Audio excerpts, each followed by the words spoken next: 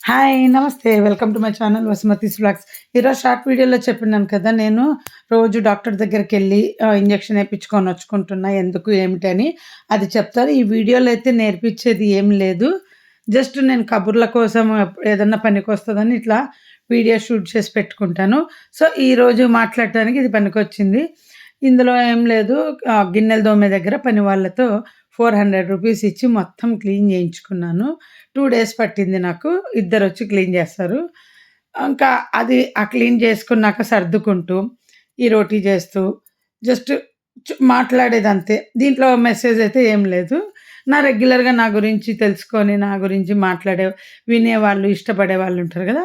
వాళ్ళకి మాత్రమే ఈ వీడియో యూజ్ అవుతది. నా పర్సనల్ లైఫ్ లాగా వినేవాళ్ళకు. ఇంకా ఎందుకంటే మీ టైం వేస్ట్ చేసినా అని అనుకోకూడదు గదా! యూట్యూబ్ అంటే టైం వేస్ట్ చేస్తుంది అని అనుకుంటారు చాలామంది ఇలాంటి వీడియోస్ చూసి.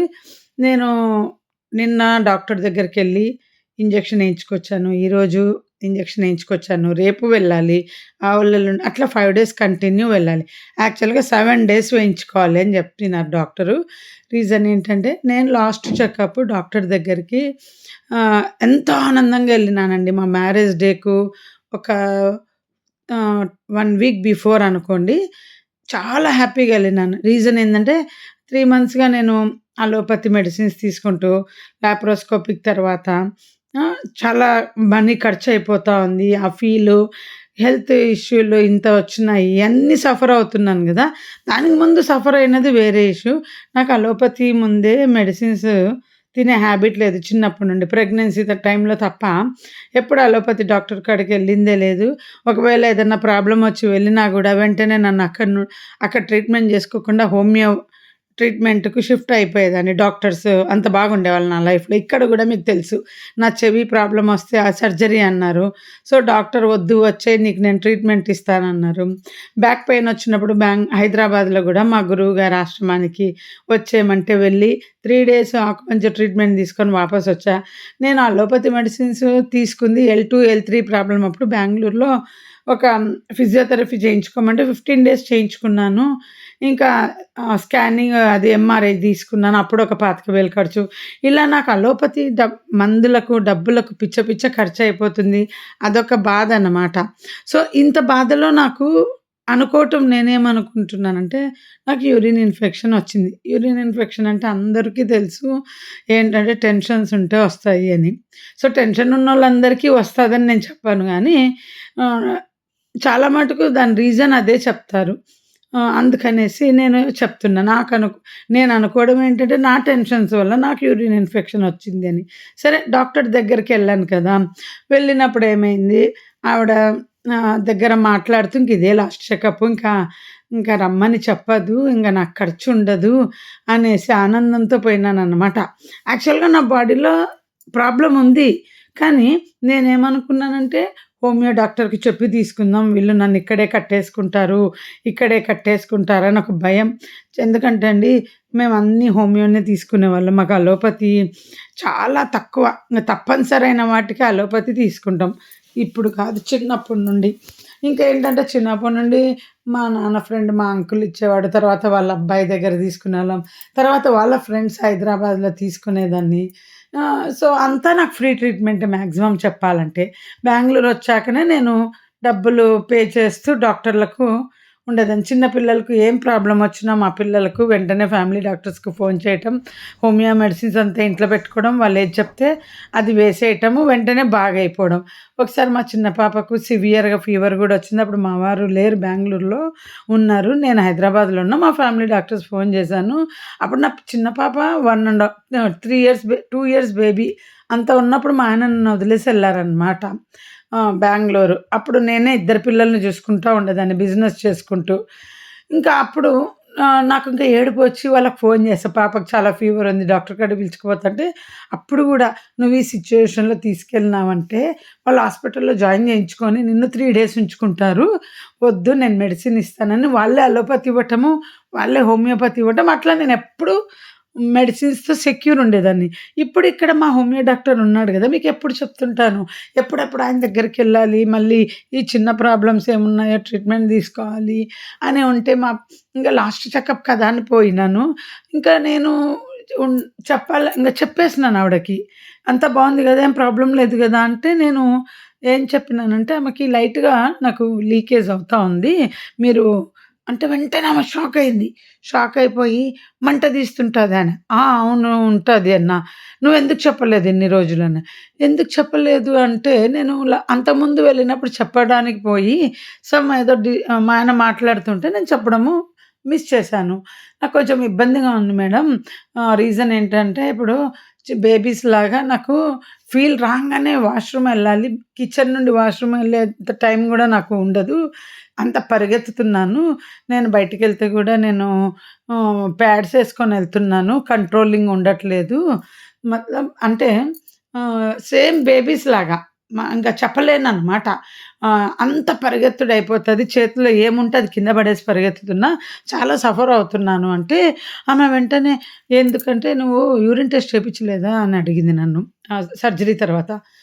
నాకు షాక్ అయినా. మేమెందుకు చేయించుకుంటాం? ఆమె చెప్తేనే కదండీ చేయించుకునేది. అందుకని లేదు మేడం మీరేం చెప్పలేదు అన్నా.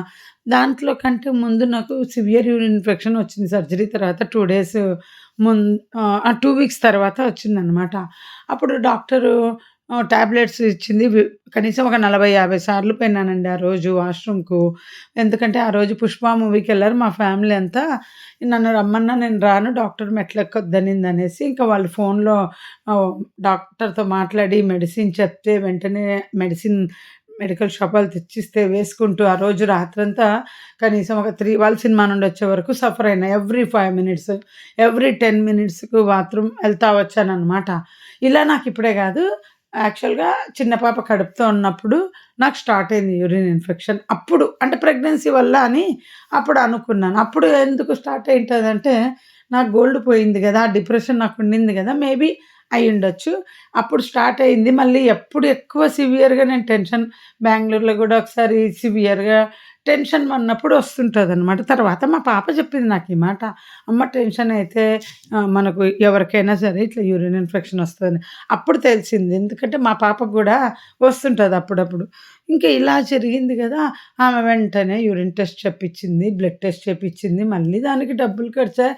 ఈమె దగ్గర మళ్ళీ ఇరక్కపోయినానే అనుకున్నా. ఆ రిపోర్ట్స్ వచ్చినాయి. వచ్చిన తర్వాత ఆమె దగ్గరికెళ్తే ఆమె చెప్పిందేంటంటే ఆమె 7 ఇంజెక్షన్స్ తీసుకోవాలి నీకు యూరిన్ ఇన్ఫెక్షన్ ఉంది అనన్నది. అబ్బా! 7 ఇంజెక్షన్స్ తీసుకోవాలనా మేడం అన్నా. అంటే అవును ఆహ్, అని సరే ఓ పని చెయ్యి నీకు అంత ప్రాబ్లమ్ అనిపిస్తే టాబ్లెట్లిస్తాను. టాబ్లెట్స్ వాడు. తర్వాత మళ్ళీ యూరిన్ టెస్ట్ చేసి మళ్ళీ చూసి అప్పుడు కావాలంటే ఏంటంటే నేనన్నా, "అమ్మ వద్దులే మేడం ఇప్పుడు టాబ్లెట్స్‌తో సెట్ అయిపోతదంటే" గ్యారంటీ లేదు అనింది. ఇంగ లేదన్నప్పుడు వద్దులే నాకు ఇంజెక్షన్ ఇచ్చేయి పర్వాలేదులే వచ్చి తీసుకుంటాను అని చెప్పినానండి.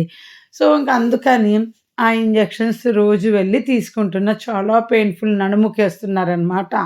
ఇంకా 12 గ్లాసెస్ వాటర్ తాగమని చెప్పింది డైలీ. ఇంకా వాష్‌రూమ్ ఎళ్ళటం, నీళ్ళు తాగటం, వాష్‌రూమ్ ఎళ్ళటం, నీళ్ళు తాగటం. అందుకే నిన్న పాపతో ఎళ్ళొచ్చాను. ఈరోజు మా ఆయన తీసుకెళ్లారు.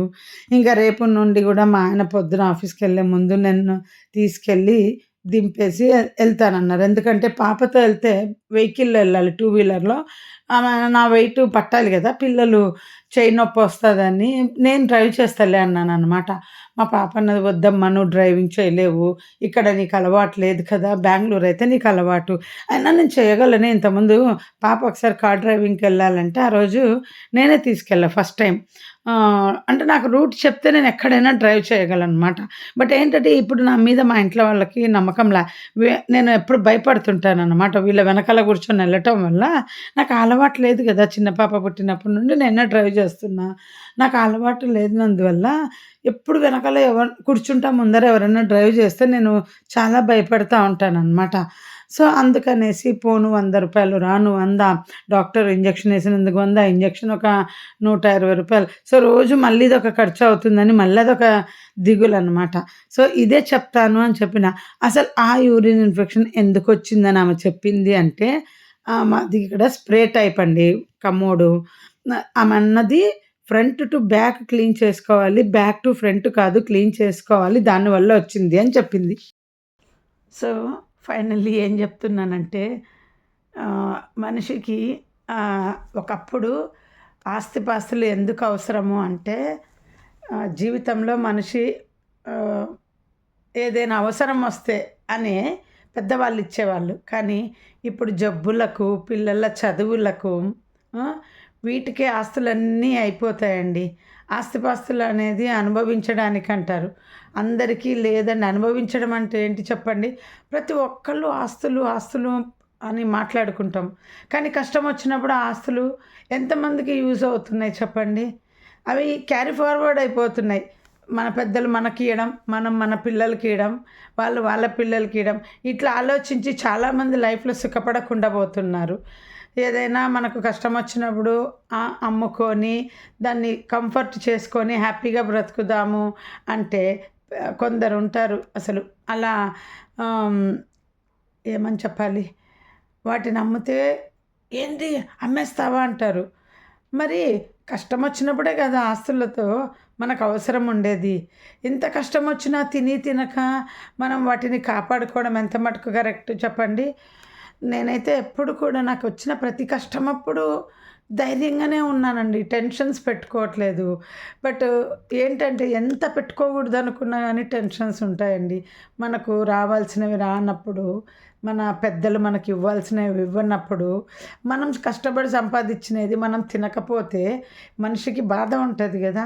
అందరికంటే మనం బాగున్నాము అని అనుకోవచ్చు. మనకంటే తక్కువ ఉన్నవాళ్ళు ఉన్నారు. కానీ అందరి భార్యలకి ఇలా టెన్షన్ ఉండదండి. హస్బెండ్ చూసుకుంటాడు అని. నేను పెళ్ళైనప్పటి నుండి నా లైఫ్‌ను నేను మా హస్బెండ్‌ని బట్టి నేను మార్చుకుంటా, కంఫర్ట్ చేసుకుంటా, ఆయనని ఇబ్బంది పెట్టకుండా పోయినాను. ఇప్పుడు హెల్ప్‌లెస్ అయిపోతున్నా రోజు రోజుకి. మొత్తము ఎందుకంటే నేను కట్టే ప్రతి చీర కూడా నేను కొన్నవే మ్యాక్సిమం. నేను పూసుకున్న క్రీములు కానీ, పౌడర్లు కానీ బెంగుళూరులో ఉన్నప్పుడు ఇక్కడికొచ్చాక కూడా అన్నీ ఇంకా నాకు ఏ బిజినెస్‌లు లేక నేను మొత్తం మా ఆయన మీదనే రుద్దుతున్నాను ఆ ఖర్చంతా. సో, ఆయన మీద రుద్దుతున్నానని ఒక బాధ. ఎందుకంటే నేను మా ఆయనను చెప్తున్నాను కదా! నా పిల్లల క్రీములు, నా పిల్లల షాంపూలు అన్నీ కూడా నేనే భరించినానండి. మా ఆయన క్యానాన్‌లో ఉన్నప్పుడు. బట్ ఇప్పుడు అన్నీ మా ఆయన మీద రుద్దుతున్నాను. నేను పెట్టే టెన్షన్స్‌కి మా ఆయన గనక తట్టుకొని ఉంటున్నాడు గానీ, ఇంకోరు హస్బెండ్ అయితే అసలు ఆ భార్యని ఏమనేటోళ్ళో గానీ నన్ను ఒక్క మాట అన్నారు. "నువ్వు ఇంత ఫైనాన్స్ ఖర్చు చేస్తున్నావని." ఎందుకంటే నేను మొండిగా కూర్చున్నా. నేను ఎక్కడ కాంప్రమైజ్ అవ్వనని స్టార్టింగ్‌లో చెప్పాను. నేను అవ్వనని తెగించి చెప్పినాననమాట. నాకంత కంఫర్ట్ లైఫ్ కావాల్సిందే అని. సో, మీకు ఈ వీడియో నచ్చిందా లేదా ఒక కామెంట్ పెట్టండి. నచ్చడానికి ఏం లేదు. నేను ఇప్పుడు మాట్లాడినది కరెక్టా కాదా? పెళ్ళైనప్పటి నుండి లైఫ్‌లో అడ్జస్ట్ అయిపోయినాను. ఇంకా నా ఏజు ఎంత అండి? ఇంకెన్నేళ్ళు బ్రతుకుతాను చెప్పండి? నేనెప్పుడు ఇలాగే ఆలోచిస్తా.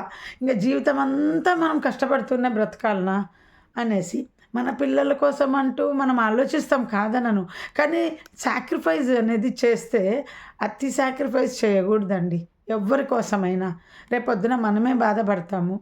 అది మీరు అర్థం చేసుకుంటారని చెప్తున్నాను నేను. ఇంతకంటే ఎక్కువ చెప్పలేను. బాయ్. See you. మళ్ళీ నెక్స్ట్ వీడియోలో కలుద్దాం.